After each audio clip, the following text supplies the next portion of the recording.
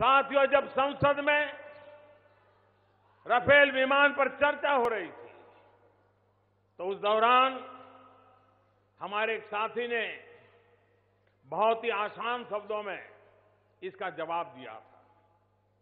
गांव की भाषा में, किसान की भाषा में समझाते उसने कहा था कि टाट की बोरी का उदाहरण दिया था उसने, और बड़ा इंटरेस्टिंग उदाहरण दिया था। ये यूट्यूब पर भी बड़ा वायरल हुआ है। उसने कहा, अगर हम टाट की खाली बोरी खरीदने जाएं तो उसकी कीमत कम होगी, 15 रुपया 20 रुपया खाली बोरी की इतनी ही कीमत होती है। लेकिन अगर हम उसी बोरी में चावल भर दें तो एक दाम होता है। अगर उस बोरी में गेहूं भर दें तो कीमत बदल जाती है। अब वो हो जाएगी 1500 की, 2000 की। भाइयों और बहनों, कोई कम पढ़ा लिखा भी हो तो इस अंतर को आसानी से समझ सकता है।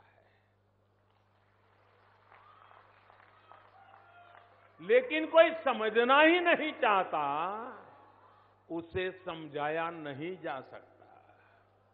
पुरानी कहावत है कि सोते हुए को उठाया जा सकता है, लेकिन जो जागते हुए सोने का बहाना बना रहा है, उठना ही नहीं चाहता हो तो उसे जगाया नहीं जा सकता।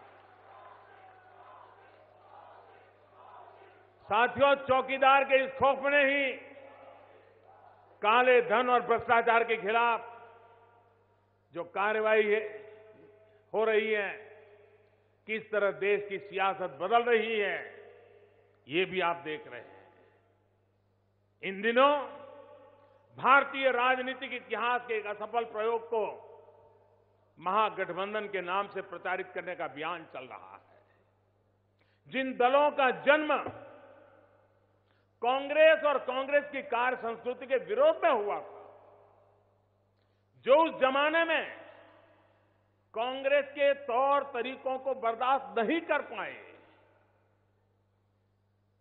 वही विरोधी दल आज एकजुट हो रहे हैं। सोचिए, उस जमाने में जब कांग्रेस इतनी गर्त में भी नहीं थी, तब उन्होंने कांग्रेस को छोड़ा और कांग्रेस के सामने खड़े हुए थे। अब आज जब कांग्रेस रसातल में है, भ्रष्टाचार में डूबी हुई है, उसके बड़े बड़े नेता जमानत पर है, तो ये कांग्रेस विरोध में जन्मे हुए दल कांग्रेस के सामने जाकर सरेंडर कर रहे हैं। जिस मतदाता ने आपको इसलिए ऊर्जा दी कि आप कांग्रेस का एक विकल्प बनेंगे, आज उसी मतदाता को धोखा देने का प्रयास किया जा रहा है।